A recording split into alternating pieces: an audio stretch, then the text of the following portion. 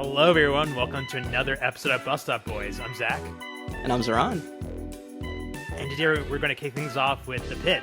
Zahran, do you want to give us your initial reactions to it? I know you're almost done.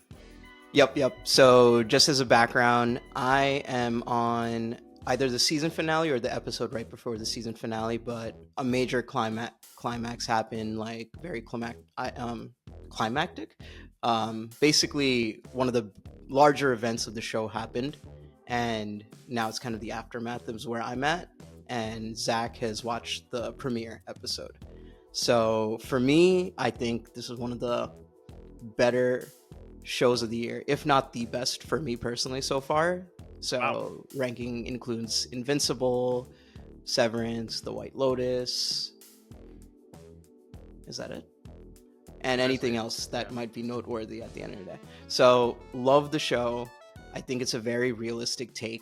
I think it's very nice to see some no drama, no drama in the sense like no unnecessary drama. It's a bunch of adults doing very competent work that you just don't see in other TV shows. People are smart, they're doing the right work, and it's just nice to see that. If you don't know, in terms of the background, they focus more on the patient stories, what the patients are going through, with the characters also having stories, but it's interspersed through these various cases throughout the show. And each episode is 1 hour, which spans, I think, 15 episodes from like morning to night. So just going through the day in the life of ER physicians. So I absolutely loved it. I think the main actor, Noah Lyles, believe is the main actor's name. He was actually a star also on ER previously. No way, really? Yeah. I think I heard about that. Okay. So this is causing some drama, I think, because I think this show was originally supposed to be an ER show, like a spin-off or like a, sequel or something like that. But it got spun off into its own show, and now there's some legal troubles with it. But I'm not sure what's going on with the legal troubles, but in terms of the actual show and its content, the acting is absolutely incredible. The stories they're telling are very real, but very engrossing. Just day in the life of what's happening in Pittsburgh, current events, just going through all of whatever we're going through socially right now in terms of our country. It kind of feels like a microcosm of that inside of an ER room. Very realistic, very ear to the ground. So I really appreciated it. It really amps up as the day goes on, just so you know, Zach. Okay. It's pretty chill right now. I mean, relatively chill. Yeah. So that's my thoughts as someone who's watched most of the show, barring like 1 or 2 episodes. Zach, what did you think of the premiere? I thought it was really good. It felt like The Bear for healthcare, but just not as artsy, and like more of like a true ensemble. Do you think that's accurate as like the season goes on? Is that what like you thought about, or like what kind of shows are you thinking about as the show went on? That's really funny because that's exactly how I described it to my friend. Okay. Wow. Okay. Yeah. Because I have a few friends who are physicians, and I was like, "Hey, you guys have to watch this," and they're like, "What is like? Is it like? It's not like Grey's Anatomy. It's more exactly how you put it. It's more like The Bear, in terms of for doctors essentially, and I don't think it's as dramatized as The Bear is." It's like not as artsy. It's not as like you said dramatized. And yeah, like I think that can be good too. Like I think The Bear is spoken about a certain way and appeals to a certain audience with like how artsy it is. But I think the Pitt actually has almost like a broader audience because it's more just telling the stories and not trying to get carried away with like fancy cameras or like obscure music or trying to be artsy or whatever, or like random. I don't know. Like I'm not sure there's random like celeb like cameo appearances, but like I know in season 3 of like The Bear, it was like, why is John Cena here? This is like really random. All the random stars. Spoiler. I think he's like someone's brother. He's there for like 10 minutes and leaves, and so gotcha. Kind of like The Bear at this point, and so the Pitt's like a little bit more down to earth. Yeah, I mean, again, I don't want to call these spoilers, but like there really isn't any celebrity guests through so far of what I've watched of the Pitt. like barring one or two episodes, it does feel like it's very two different approaches to what we're talking about in terms of like the kitchen and the ER room. So yeah, I really like that. I think it's just one location, barring a few couple of scenes, but it's just one location. The camera is very basic. They're just following various ER personnel. It feels like one take throughout like each episode, but it's Yeah. so intense that there's no time to breathe through any of these episodes, but you're so engrossed in it. I'm so glad I'm not watching this weekly. I'm so glad I'm binging this, by the Yeah. way. I feel like I'd be so mad at some points where like the episodes end off. But yeah. It's funny you mention that because you get to the end of episode one, and I'm like, dang, I want to keep going. And I've been looking at different TV shows the past couple of weeks to like pick up now that White Lotus and Severance are done. And I've watched like half an episode of Adolescence. I've watched The Studio. But this is the first one where I got to the end of episode one. I'm like, oh, I want to keep going right now. So that's like exactly the feeling I had. And that's like a cool like endorsement that is very binge worthy. Yep, yep. Who's your favorite character so far in the show? Oh man, well first off I want to say like it does a good job I think of like doing like a contemporary ER. Like when the nurses started talking in Tagalog, like the Filipino language, I'm like, okay, this is the real deal. This is like what an actual hospital is like. There's like Filipino nurses, there's like South Asian doctors, there's like ambitious med school students, and then there's like the tenured, like seasoned guy, the main character, Noah Wild's character, who like has kind of like seen it all, so he knows like what to do, just like with intuition. So I really appreciate that. It's like not literally like a reboot of ER. I never really watched ER, but like I think it was like like it would take place in a hospital, but it was more about the drama between like all the doctors. I think this is also like there's like medicine here. There's like actual like patients. There's like they pay attention to that as well. So I don't know if like one stands out, but so far Noah Wiles as like the lead doctor is doing a good job. And they also have like the admins. The admins are there trying to like rush things along and increase like the profits of the hospital. And I think that's so true. I think that's like kind of how like medicine works nowadays. So they do a good job even in just episode one of like showing all that. Yep, yep. No, you nailed it on the head. Oh, what I really like, I think you get a little bit of a taste of it near the end of episode 1, but showing COVID Yeah. as like PTSD for nurses, and you see flashbacks to what they had to deal with in the past and like how much of a toll it's taken on physicians, nurses, and it just gives you a lot of, outside of the show, it gives you a lot of appreciation for what they have to deal with. So yeah, it's hats off to them for one, making a very realistic show. Like, small note, like they had someone begging to use the defibrillator, and they're like, no, because he's flatlining, you're not supposed to use it.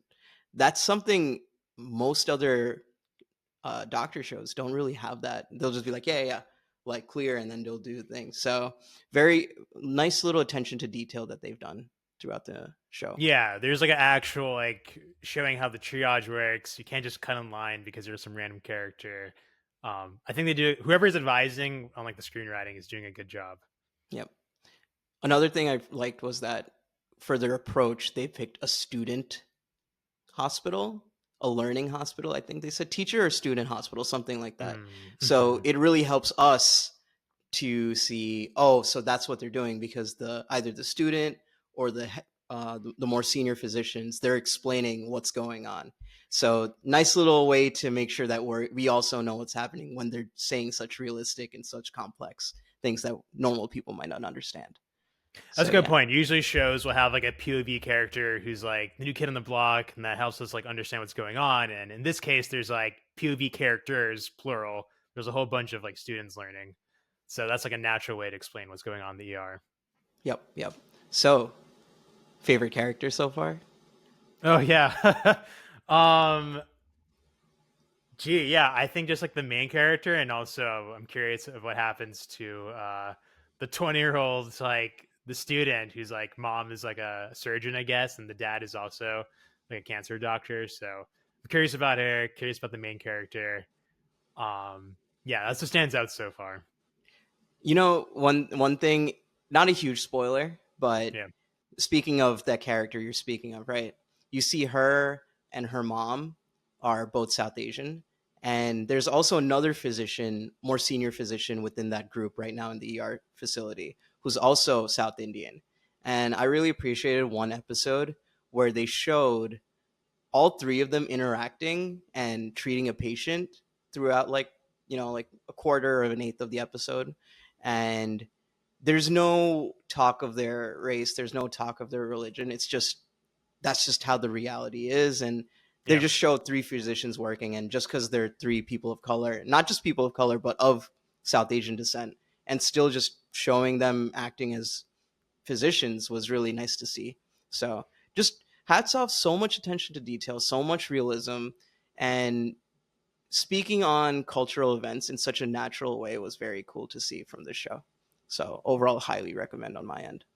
Right, because like one of the attendings, I think, is also like a South Asian doctor. It's not Yep, just the mom, the daughter. Okay, yeah, yeah, yep, that's yep, cool. Yeah, that's cool that the show doesn't drop that later in the season. yep. And one more thing. Okay, I think this speaks also to what we were talking about last week as well. Why did the show become so popular? I know I'm Yeah. binging it, but I think the popularity of this arose because it was a weekly show, and it slowly built up as more and more people watched it. I think for most people, when they see 15 episodes in a season, they're very hesitant to, binge it at that point. So having it all be weekly, I think, was very cool for them to do. And I think another reason why a lot of shows should start being more weekly, and rather than just binge, like dropping all of them at once. And I think most streaming services are doing that. Yeah, it's like just Netflix nowadays that just like still drops everything at one time. Yeah, I feel like it had some stiff competition earlier this year with like Severance and White Lotus also like being the thing that people are watching. But like it definitely had people talking, and now at least for me, it's like, oh, those two shows are over. What should I watch next? And the Pitt's like right there. People have been talking about it, so I'm excited to keep watching. Yeah. Actually, speaking of Netflix, I know this wasn't in our agenda, but have you watched any new episodes of Black Mirror? No, but I heard the first episode has been getting some chatter. I think there's like an ads like episode or something like that. Have you been watching? I watched that episode, and it Oh, was okay, so cool. morbid that I just haven't been able to continue watching the rest Oh of the my season. gosh! Wow. Okay. Yeah, it's that's very that's Black morbid. Mirror. Yeah. Yeah.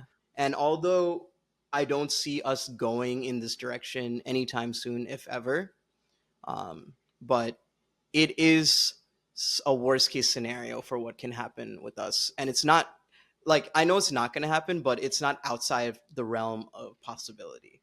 So I think both things combined, the first episode is a huge criticism on Netflix with their subscription tiers, but also on the Interesting. healthcare industry, and showing like the tech and the healthcare industry kind of meshing together and the worst of both worlds. So I'll leave it to you if you want to watch it or not. It's not great for mental health, I will say, but it is a good episode. I will say it became a little predictable halfway through. I kind of telegraphed what was going to happen, and I'm not the smartest guy in the world. I think a lot of people did find it very um, predictable on where it was going. However, the acting of Rashida Jones and the guy from, I think, the IT crowd, that British show, um, both of their acting was impeccable, and I think they both carried that show quite well. Have you seen like some of the middle seasons? Because I feel like I saw the first season and then I didn't see like seasons through 2 through 6 as much. White Lotus. Um, no, Black Mirror. Oh, Black Mirror. Sorry, White Lotus, Black Mirror. Yeah. That's No, funny. I'm talking about Black Mirror. Yeah. For Black Mirror, I watched every episode of every season, aside Oh for wow. this newest season. If you need a quick recommendation, definitely, I think White Bear is an amazing episode. Uh, I can do a quick thing right now. Nosedive is a really good episode. Yeah, that's a famous one. Uh, I've never seen the White one Bear. with White Bear is really good, Okay, I'll check incredibly it good. out. Yeah, Where that is. What's interesting is like the first season was over 10 years ago. So I wonder like how close the real technology is to like what they were thinking about back in 2011. Ooh, But yeah. I feel like that would be a good episode for the future. Yeah. Yeah, we get to Um, talk about all right, looking through this right now. Nosedive, great episode. San the Junipero, classic. amazing episode. That's an amazing one Hated in too. the Nation, pretty good episode. Shut Up and What's Dance, Hate in the really good episode. Nation? Yeah. Oh, cool. I haven't seen that one. Okay. USS Callister, also pretty great. 15 Million Merits, really good. Playtest, good. Entire History of You, amazing. The national anthem, you don't have to watch it, but it has a funny little anecdote to it. White Christmas, amazing. Oh, did I say White Bear? I meant White Christmas. Oh, White Bear and White Christmas. Yeah, both are really good. Yeah, the both episodes. Yeah. And Hang the DJ is also really good. Dang, this is okay. This is a good list. I want to check these out. I've only seen like a couple of those. I've seen San Gotcha. Junipero and Nosedive. Oh, nice. San Junipero is really good, and one of the more optimistic episodes that they had. Right. Probably why people like it. It's like, oh, it has a happy ending. Yep. So if you're going through Black Mirror and you're binging it and you're getting really miserable, the next episode I would say you can watch that isn't as miserable is Hang the DJ. Okay, gotcha. Despite the name, Despite it's the name. not as Yep. miserable. Okay. But yeah, that's a little Interesting. quick little review on Black Mirror episode 1. Cool. That's awesome. You've seen it all. Yep. But now the star of this episode, Zach. How did you enjoy Warfare? Oh man, yeah. So this past weekend, I went to go see Warfare. It was opening weekend. Actually, when I walked into the movie theater, I got like a little like survey sheet to fill out. So I think like the producers wanted to know like how I liked it and asked me some other questions as well. So that was cool. I saw it in what's called Prime, which is like in AMC theaters. So I think last episode you talked about our theaters getting better, and so I think this is an example of like AMC trying to like make the movie theater experience like worth your money or whatnot. So I was excited for it because there's like surround sound in this theater. I was like, that's exactly what I want from an Alex Garland movie, because we saw that he had those chops in Civil War, and I was like, will he deliver with Warfare? And the answer is yes. This guy delivered. This is like a really good movie. Like I didn't write a letterbox review yet, but I might give it a 5 of 5. I'm thinking about it, or at least like a 4.5. In terms of like what it is, it's very like it doesn't really tell much of like the background of like what's going on with like the war that they're in. Um, most people who like come to the movie will know it's about like a bunch of Navy SEALs in the war in Iraq. And basically like not to give any spoilers, but like the story is like they have to like escape from like this one block they're stationed in, but help is like coming slow, and so they have to like make it through, and stuff happens, and they have to adjust who the leader is, and et cetera, et cetera. Um, but yeah, like it really just it's a really well produced movie. It really just focuses on that event, and basically this movie was co-directed with Ray Mendoza and Alex Garland. And Ray Mendoza is a Iraq War veteran, and so he's actually just telling the story of like this one event. I think I'm pretty sure he like lived through during the Iraq War. Um, so yeah, it has like a really good cast. Cosmo Jarvis from Shogun is in it. You have Will Poiter, who's like who's been in like The Bear, for example, Midsommar, other movies. So yeah, pretty good cast, and yeah, it's not for the faint of heart. This is like a movie that keeps you on the edge of your seat. You will not feel good while watching this movie if you are sensitive to like gore or the fact that it is a war in the Middle East. This is like not going to be a movie you enjoy. And like one thing I noticed when doing the draft numbers is like the opening weekend I think was like $8 million. So I don't know how much is showing like around the country. I think maybe the producers know this is like maybe a movie with like limited appeal to people. Um, my two takeaways for this movie. So this movie is kind of ambiguous how you want to interpret it, because it's really just showing this one story of these Navy SEALs escaping this one situation that they're in. I think two things come out. I think on a more positive note, I think one of the main messages is about the no man left behind ethos in the military. And I thought of this because I've read some stats about the Ukraine war, and apparently in just a couple months, the Russian military has had the same number of casualties that America had in the Iraq War over the course of like 9 years. Wow. So I think the way like the U.S. military treats like people who are injured is very different from like maybe the way other militaries treat it. So I think that's one theme is like there's no man left behind, and that's kind of like one of the core themes of this movie. Um, on a more like negative note, it's also like crap, like what were we doing here? Why is this all happening? And like I guess that's like a more common theme with like more war movies, and this is like no exception. You're definitely left feeling like, damn, like why did that all just had to happen? Hmm. And Hmm. so that was definitely like one thing I also took away from it. But yeah, those are like two things I think to keep in mind to help interpret it.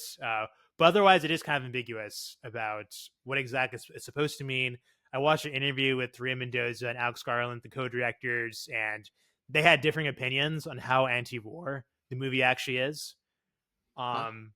But yeah, like overall, I would say if you can watch this in movie theater, definitely go do it because the sound mixing is so incredible with all like the weaponry and whatnot that's going on. But yeah, this one will keep on the edge of your seat, and it's definitely an experience as opposed to something you feel good afterwards per se. It leaves a Gotcha. mark. Gotcha. Yeah. So, if comparing this to Civil War, I think one of the things we mentioned before was we had The Northman made by Robert Eggers, and that was one of his first forays into Hollywood from being, doing primarily very low budget films. Not Hollywood, I mean, like a larger budget, a blockbuster, versus Yeah. his low budget films before. Not really well received publicly, but Nosferatu, when he came out with that, was a lot more palatable to the public, and it made a lot more money, and it was actually reviewed better too. Do you feel the same pattern here with Civil War to Warfare? Yeah, I think you totally called it last year. The Civil War is like a stepping stone to this movie. Um, I think it's like there are elements of Civil War, like the actual like war scenes and some of the sound mixing and like the actual like military crafts, etc. He like distills the movie down to all of that, and just has a much more focused statement. This movie is only like an hour and a half long. It's not like a super long, winding movie with a lot of like exposition or like stuff that happens afterwards. So I think you're totally right. I think you learn a lot from Civil War and allowed him to make this movie, which is like a much more focused statement. I wonder if some people think it's like too focused. Like, do people want to know more about the characters? Do they want to know more about like what led them to like be in the situation, et cetera, et cetera? I'm sure some people will like watch the movie and like think that. I think that's like pretty reasonable. That's like more normal for a war movie to have more of an opinion about like here's the background, so like why they're there and like the war in general. Like this movie doesn't really do any of that. It's more just like Hmm. very focused on showing like what war is as opposed to like why. But I think this movie is better than Civil War.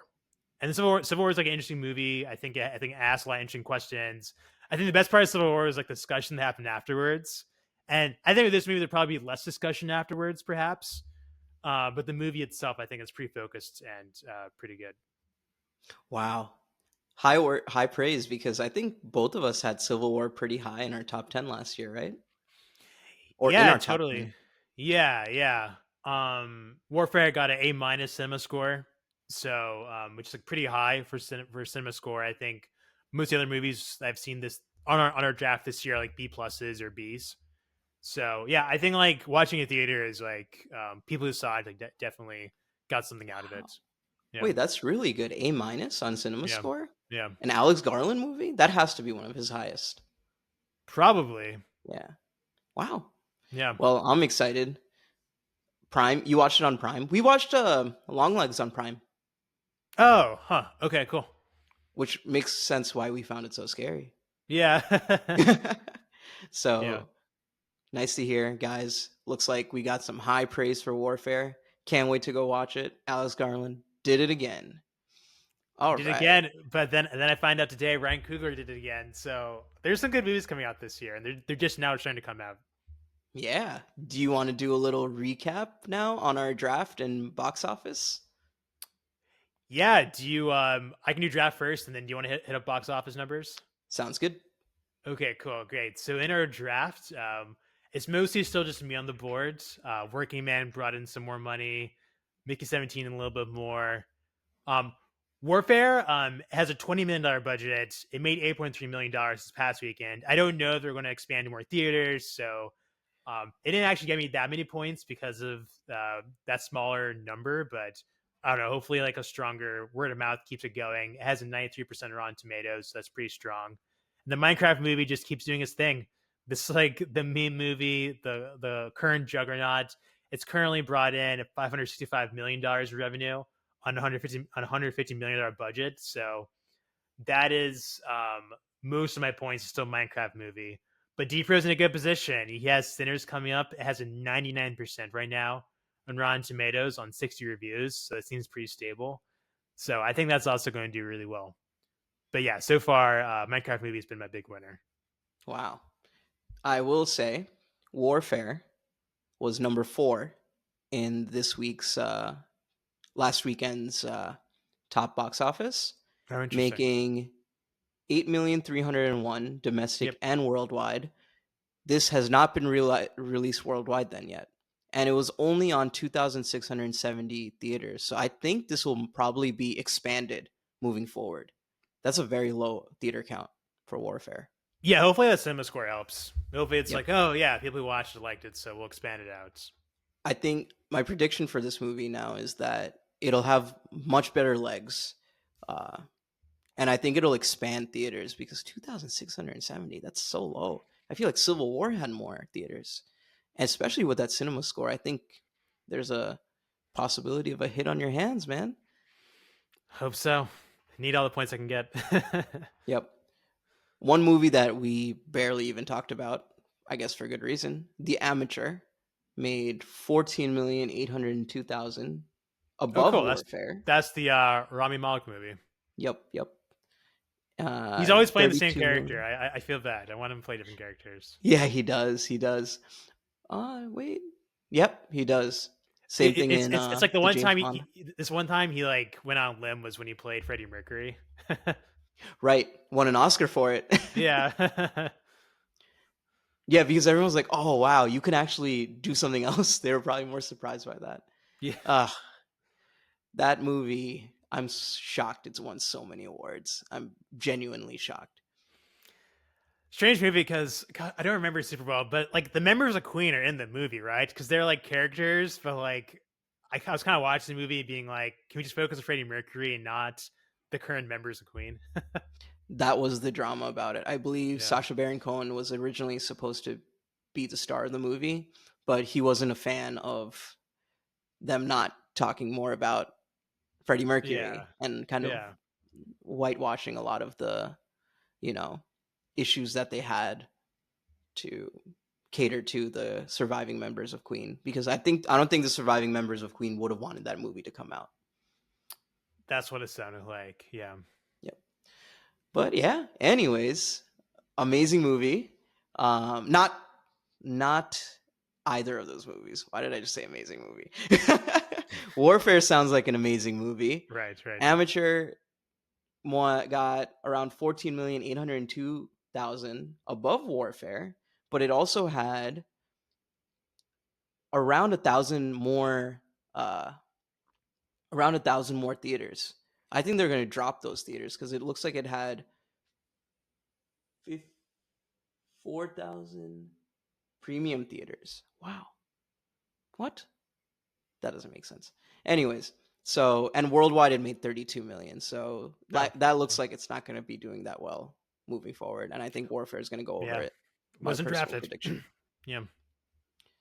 Number 2 was King of Kings. I don't know if you heard of this movie. It looks like an animated movie. Yeah. Making There's some religious movies that are. The Chosen. Yeah. I haven't heard of King of Kings though. The Chosen has 2 Yeah. movies in the top 10 right now. I think this is Yeah. a TV show, right, that they put in theaters. Which one? The The King of Chosen. Kings. Oh, The Chosen. I am not super familiar. I think you're right though. Yeah, The Chosen is it's a show. Yeah, we need to do some homework here. Yeah. I think it's a show that they like release in theaters for that opening opening. And yeah, I think a lot of Oh, people watch it over that weekend to watch it in theaters.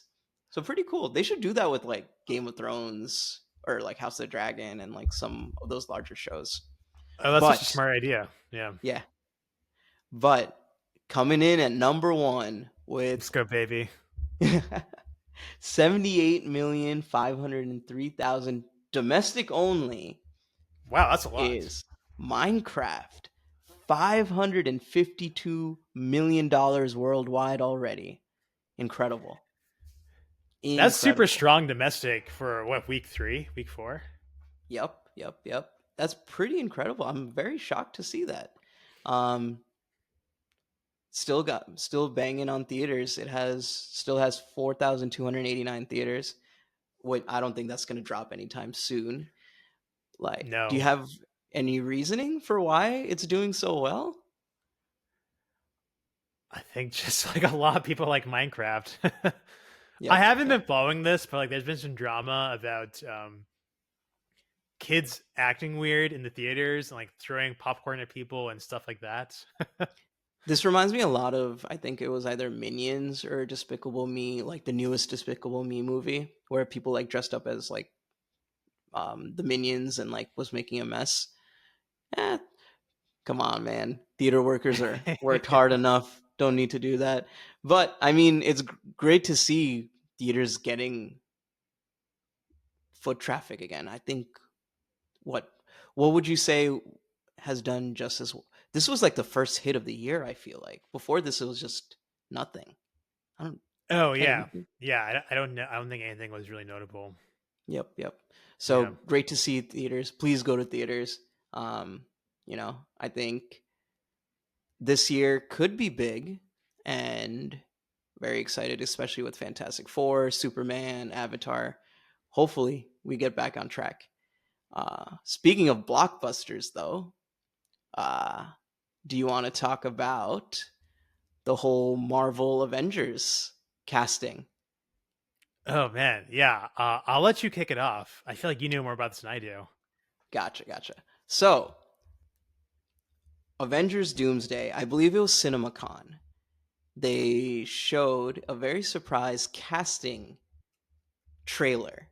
There's no plot or anything. They basically just go through the back and show all of the chairs and the name of the cast member. A lot of names that you expected, but a few that you wouldn't have expected. Number 1, Mhm. Patrick Stewart. Wait, Number 2, what? yeah. Number 2, Ian McKellen. Wait, what? Yep. 2X? Okay. And number 3, James Marsden. Oh, okay. I like how your reaction. I think your reaction was very appropriate relative to each of those actors I announced right there. So they are Yeah, definitely yeah. bringing back the old cast members of the X-Men universe. So I'm very excited. And it better not be some Oh, BS like they did with Multiverse of Madness. Is James Marsden? Is he in the X-Men? Yeah, he was Cyclops in the. Oh yeah. Yep. Wow. Okay. Very underutilized. Yeah. I guess I he think had a there's some mask on his beef. face, so you kind of don't really put the Yeah, connection yeah. together. Also, I Okay. think he had beef with the director. Why am I Brian forgetting his Singer. name? Brian Singer. Yeah, Yeah. Well, he wasn't the best person, so yeah. If might have anything, been. it's If we're gonna pick beef with anybody, Brian Singer seems like a good person to have beef with. yep. He was the one who directed that movie, by the way, the Oh Queen yeah, the movie. Queen movie, right? Yeah, Yeah, that but was I like don't his think his last name's movie. actually on it anymore. Oh, I okay. think, yeah, because they Okay. edited his stuff Yeah. away or something like that. So yeah, I'm very excited for this. I'm glad they're bringing back the X-Men for it. Um, Very nice to see what they're gonna do. But it looks like they're trying to cater to nostalgia again. How do you feel about that? Guess Patrick Stewart's age. Man, this guy's looked 65 since I was a boy.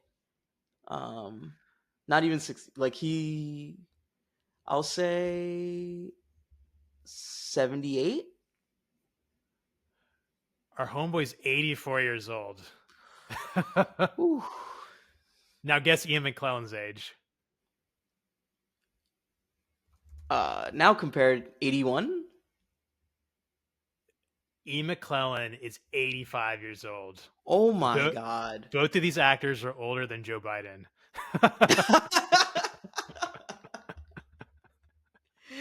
Oh my god. I will say So these two are the goats. Like Magneto, Professor X. Like I said, they've been like those characters our whole lives. I will say they are like kind of old, and praying that like they make it through the end of filming. Like, oh my gosh, these guys are in their mid 80s, and yeah, I guess this is going to happen to Hugh Jackman. He's just going to be Wolverine until like he's like 90, like yeah, literally. Ryan Reynolds wasn't joking. He is gonna be Yeah. Wolverine till he's 90. I was very excited because I Wow. thought they were gonna bring in Daniel Craig as Wolverine. There was a lot of rumors about not Daniel Craig, sorry, Daniel Radcliffe. Oh yeah, he would have been a Harry really cool Potter. Wolverine. That would have been awesome. Um, Yeah. so that would have been cool to see, but you know what? At the end of the day, I think they're thinking we need a solid home run, safe home run, like guaranteed. And I think they nailed it here with all the casting. If they give them proper roles though, they can't just be like, you know, some person on the side or anything like that. I want to I am see worried about that. proper involvement. Yeah. Yeah. Now that you brought up their age, now I'm worried about it too. So Yeah. so let's Here's see what Professor they X do. in the corner. Don't look too hard. Yeah. Oh my god.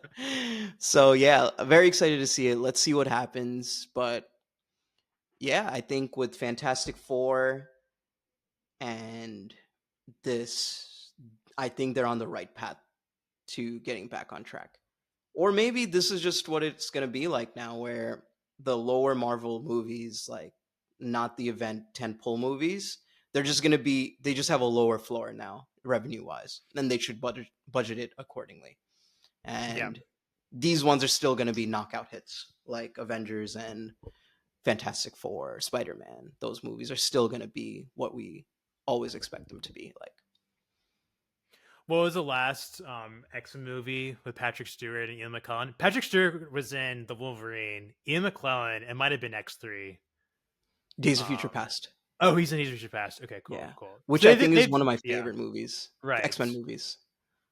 Is that the one, the Cuban Missile Crisis? Is that the one in the White House, or is that the one like in Egypt? If you remember. The Egypt one was horrible. I think that was Apocalypse. Yeah. Yeah. Okay, yeah, Um, First Class. So they did the prequel trilogy, right? So they did First yeah. Class, which was, or not trilogy. They did quad. They did 4 movies, but First Class was the one with the Cuban Missile Crisis. Right. The second one was where they on the in the White House, right in front of the White House with the Sentinels, Yeah, that's Days of and it was Future also in the Past, right? future. Yep. Okay, cool.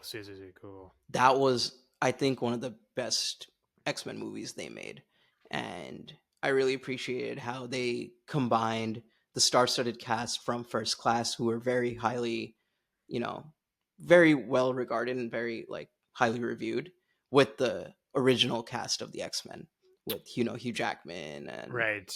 Patrick Stewart, Ian McKellen, Iceman, Elliot Page now, and who else was there? Pyro. So it was really cool to see them bring the old cast and the new cast together. And I think the final scene of Days of Future Past really brought an end to. I thought it was going to be the end of the.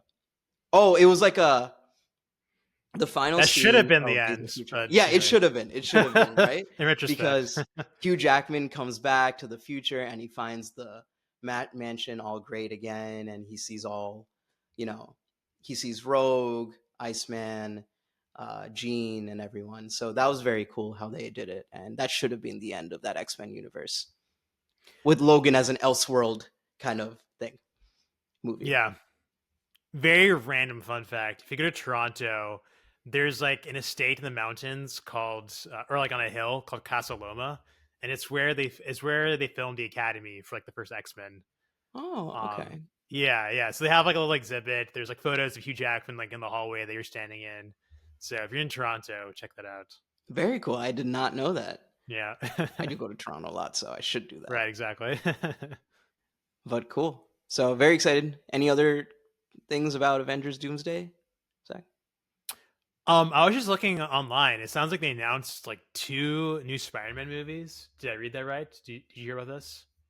Are you talking about the Spider Verse or two Yeah, Spider yeah. Men as in live Oh, action?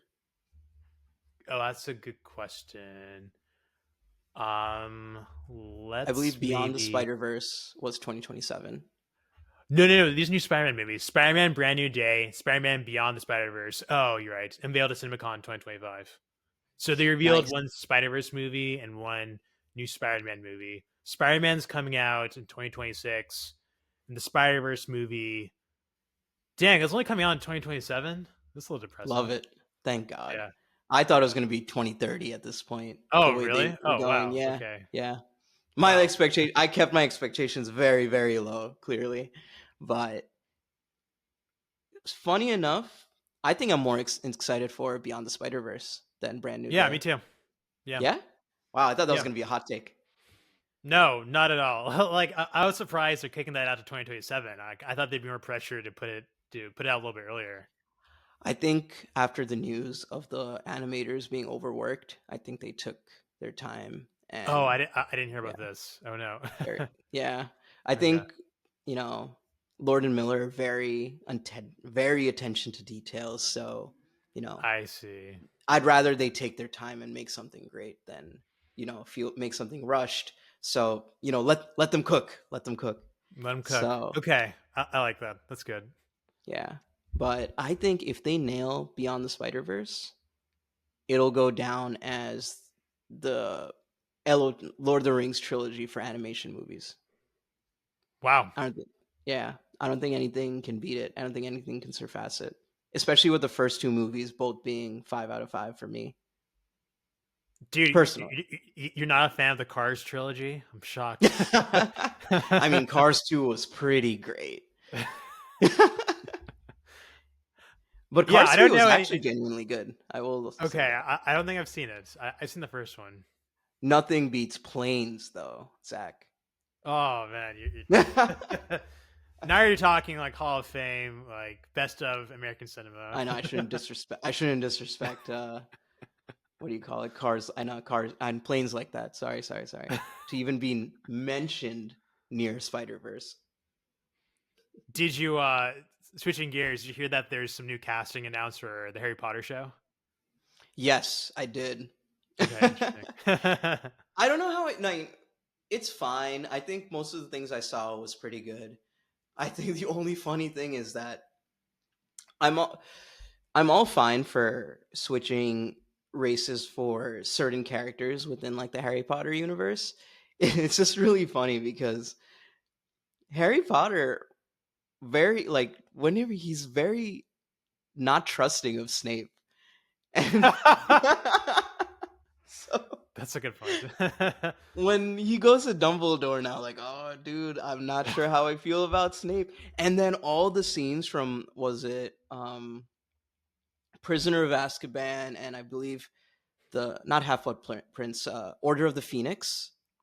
So book 3 and book 5, where they show that Sirius, Harry Potter's dad, and Remus and all of them they're bullying Snape.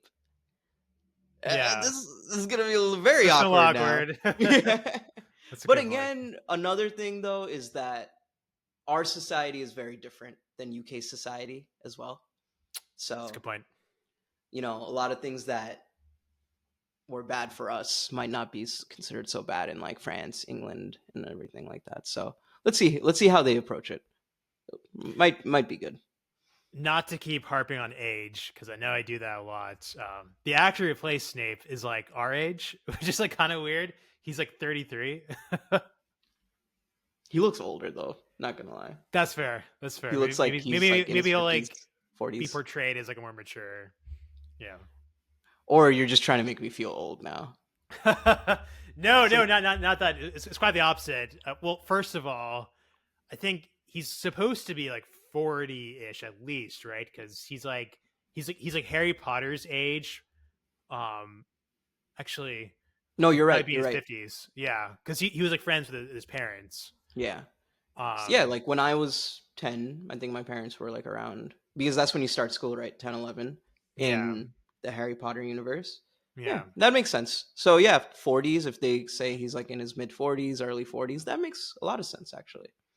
And like I just think of Snape as like a senior member of the Hogwarts staff. Someone who's like Hmm. been there for a while. Which is why Alan Rickman was like so good at it. Yeah. Yeah, What it's or go ahead. I was going to mention another casting, but let's stay on Snape for a little bit longer. I think no, no, no. I think you're like casting for the original movie, especially for all the faculty members, was so on point That's a good that point. It's like Professor McGonagall. Like, how are you going to recast her? Like, that's like Maggie Smith's character. Like, I don't yep, know. Yeah, Maggie Smith's character, Alan Rickman, yeah. Hagrid, uh, Hagrid also. They cast Hagrid, Remus. but I was like, I don't know. Like, we know Hagrid. Yep, yep. Actually, Remus is fine. Remus, you can probably Yeah. find someone else. Sorry, Remus. But Sirius Black, they had one of Yeah. the best actors of all time, personally, Gary Oldman playing him. Man, Yeah. it. I think I'll accept this show for what it is, like where it's going to be. They're going to show a lot of the details in the books that obviously were missed in a runtime of a movie. But in my heart, I don't think they can ever replace the original movies. And it is okay. Like I'll enjoy it, I'll watch it, but the movies kind of went hand in hand with the books. And so when I was reading the Yeah. books when I was a kid, I was picturing them in like the actors when I was reading any new book or old like so. Yeah, it's one of those phenomenons you can't really recreate, but just enjoy it, the new things for what they are. That's true. Yeah. They also cast an American as Dumbledore, which I also feel kind of weird about. Who? John Lithgow. John Lithgow is British? No, he's American. Okay, okay, that's Yeah. Yeah. Well, that's what I'm saying. It's like, I wish it was more like an Ian McClellan kind of character who's like storied British actor is Dumbledore. they should have recasted him, man. He's clearly already still an X-Men. That would have been cool to see. Wow. Yeah. Oh well. Yeah. But yeah, what other casting things were you talking about? It was just Dumbledore, John Dumbledore, yeah. Lithgow. And yeah, they did cast, like you mentioned, Professor McGonagall and Hagrid. But yeah, and like I hope they're awesome, and I hope that really shines a light on those actors. I didn't really recognize any of the names, but you know, the original cast, they're all household names. So Yeah, yeah. So that I mean they're household names now, right? right. Back then, yeah, they had Die Hard with Maggie Smith was very famous actually, never mind. Um She, Alan she was Rickman, famous, yeah. like I think, especially in the UK. But I think Yes. especially to American audiences, I don't know if people like really knew her that well. Right, right, right, yeah. And then Albus was obviously replaced in episode 3. Book 3. Right, because he passed away, and then the next Dumbledore I think passed a couple years ago. Yeah, yeah, yeah. So yeah, overall, I'm happy with it. I'm cool with it. So it is what it is. I'll enjoy it for what it is. It'll be nice to see some, things that were missed in the books and in the movies. So yeah. Sorry, we're very non-controversial here. Yeah. No, Just- no, no, totally.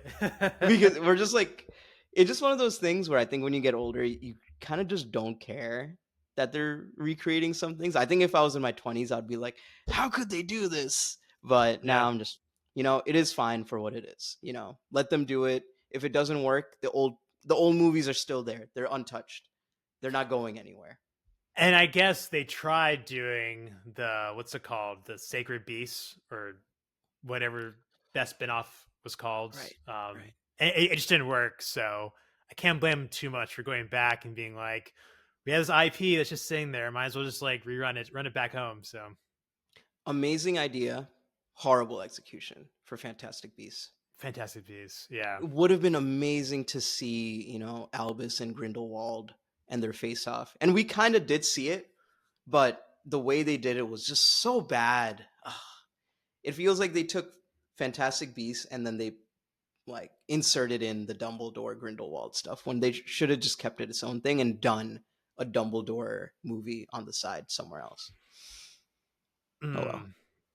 What's funny is I think what's the Jennifer Lawrence Hunger Games? Hunger Games has done a better job with some of these spin-off movies, ironically, than Harry Potter. Yeah, I like the new one. It can be done, but they just didn't do it for Harry Potter. Yep. Yeah, I like the one with Rachel Ziegler. Is that the one that came out last year? Snakes and Songbirds or something? Yeah, I enjoyed it for what it was. It was different. That's what they should do. But oh well. Yeah. What else do we got on our docket, Zach? Yeah. Is it time for carve-outs, or do we have one more thing to talk about? That's all I got. Okay, We're cool. at 50-minute mark too. Yeah, Nice. yeah. We can do carve-outs recommendations. Alrighty. My recommendation is, Zach, can you tell us your recommendation first while I think about one? Yeah, no, I actually do have one. So this is, if you're in New York City, the MoMA is showing a movie. Guess how long this movie is that they're showing at the MoMA, the art museum? The fact that you're asking me means it's either extremely short or extremely long. I'm going to go with extremely long, and I'm going to say 4 hours. 24 hours. Oh my God. No, this is actually there? Like, what's that? Is Shia LaBeouf there? I don't think so. This is such a dated reference. Oh my God. I don't think anyone is going to remember this. But what's background, in like 2011, 2012, Shia LaBeouf rented a movie theater, like a theater out, and he's live streaming himself watching every single movie he made, but just his face, not the actual movie. And you see other people coming in and out of the movies, like watching it with him. So that's what the reference was referring to. That's a deep cut. Yep. Different time. I'm old. Yeah. It was pretty funny and big at the time in the zeitgeist. This movie is 24 hours long. Here's the catch, or here's like why it's kind of a cult hit. It's called The Clock, and I'm going to try to explain this best I can. At any given time during the movie, they show scenes from movies that have a clock present, and the clock reflects the real time. So if you walk into the movie at 2:30 p.m., then they'll be showing clips of movies where the clock in the movie says 2:30 on people's watch, or the clock in the background. And basically every minute they cycle to like a new movie clip. And it just feels like you are watching all of humanity over the course of however long you watch it. So I sat in from 2:15, 3:15. So basically 60 or so scenes from movies where you can see people's like watches or clocks like counting down the time. And I was constantly checking my watch to be like, is this accurate? And so they would cut to like, for example, the Taking a Pelham 1, 2, 3, or whatever that John Travolta movie's called. He's like, it's now 2:48 p.m. And I'm like, yeah, it is now 2:48 p.m. And then they'll cut to another movie and it's someone selling a watch. And you look at the watch hand and it looks like it's 2:45 p.m. And it just keeps going on every minute. And it's 24 hours. And like, I think the MoMA has a couple days where they're open overnight if you want to see like the overnight hours. I read an article about this movie. Apparently during the daytime it's pretty easy to find clips of every single minute. There's like in the morning, there's like obviously breakfast scenes, there's sunrise scenes. During the day, there's a lot of stuff happening. At nighttime, obviously, it's dinner and sunset. I'm really curious though about like 1 a.m. to 4:30, 5 a.m. It's like, what movie is taking place like 3:30 in the morning? Movies. It's all horror I see. movies. Okay, that's probably it. Yeah, horror movies, or maybe like a hospital movie taking place at random time. Right. Yeah. So I'm curious about the overnights. But yeah, if you're in New York City, this is like it's a trip. It's not always at the MoMA. This movie, even though it's a movie, they only have a couple copies of it, and they kind of rotate between different art museums. I think it's at the MoMA until early May, so like one more month. Wow. But Awesome. yeah, it's such a cool concept, and yeah, it's for That's the so hour, cool. and I'm so it's ready really to do engaging. this. Yeah, Nice. One of the perks of living in New York, guys. the rent is It's not, expensive, but but worth it yeah. sometimes. All right, I did think of something because I did watch this in on the plane. Just got to remember what the name of the movie is.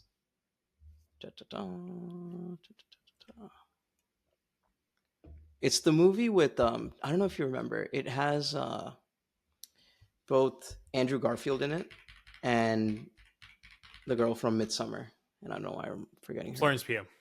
We Live in Yeah, Time. yeah. Did I already talk about We Live in Time? No, right? No, no, no. How was it? It was the movie is very generic in terms of the script. Hmm. You've watched this movie thousands of times probably, but the acting from both Andrew Garfield and why am I Florence saying Pugh. Hayden Panettiere? Florence Pugh. Yeah, that's funny. Their And another acting, deep cuts. You also yeah, watched another Hero? deep cut.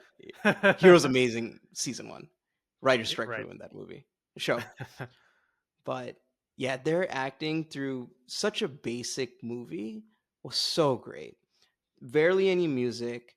It's very similar to how I feel when I'm watching The Pit. It feels like I'm literally watching a couple, and there's no unnecessary drama. They're speaking their feelings. They're communicative. It's a healthy couple going through a very rough time. Um, and a lot of people try to give some flack about like Florence Pugh's character doing things like she shouldn't be doing. But I mean, this is a plot point. This isn't a spoiler, but basically she has cancer, and she Hmm. learns she has cancer. They have a daughter. They tell this story not in chronological order. They go from, for example, finding out they have cancer to going directly to her having a kid 7 years ago. So it's told in, snippets of time, which kind of goes along with the title of the movie. So I really appreciated that little gimmick that they did to try to spice this up and make this not as generic as we all remember it. But the non-linear storytelling really helped to make this unique, and Andrew Garfield and Florence Pugh just being communicative, being doing their acting and just being such great people that you could tell that they just are, really knocked it out of the park. If you want to cry, if you just want a tearjerker movie to watch at some point, watch it. I wouldn't give this any awards besides maybe best actor or best actress nominations, but I don't think it would even get those because just the role is, we've seen this role so many times before already. But it's a good movie, short, that you can just always enjoy every now and then if you want to cry. So yeah, that's my recommendation. Sorry, very very weak this week, but No, it's dope. I feel like every year should have at least one good movie that makes you cry. So yep. that's good to know that was that movie. Yeah, I haven't seen Andrew Garfield in a minute because he was in Tick Tick Boom. That was 2021 or so. But he has like a strong following. So Tick Tick Boom was in 2021. yeah, My 2022 maybe. time is flying. You're right. You're right. It's 2022. I think it's 2022 because during the press tour for the movie, everyone's like, "Oh, you're in No Way Home, right?" It's actually November 2021. Oh, 21. Oh, wow. Okay, Yeah, okay. yeah. Never mind. That makes sense with the rumors then. So, because by 2022, he's in the movie, I think. So, the new Mm-hmm. Spider-Man movie. So, yeah, overall great movie, great cinematography. Music, although not used a lot, whenever they do use it is very powerful. Um, but yeah, it could have been a play. This movie could have been a play. I Very, see. very limited settings. So, yeah, Cool. overall recommend. Probably three stars out of five for me. Cool. But Yeah. all What right, was the movie with the Blake Lively movie we saw last year? It Ends With Us. yeah, this gives like it's the antithesis of, Oh, oh, is it interesting. antithesis or antithesis? I don't know. Yeah. Of Yeah. it ends with us because here it's actual proper adults communicating with each other Oh, interesting. and expressing their feelings. When they have a fight, they resolve it in a normal manner. So yeah, this is everything it ends with us should have been. Gotcha. Well, on that note, thank you all for joining. Please like and subscribe. And I guess we'll see you next time. See you next time, Zach. All right. Oh, sneak preview. We're thinking about expanding from movies to talking tech. Oh, yeah. So stay tuned for that. Stay tuned.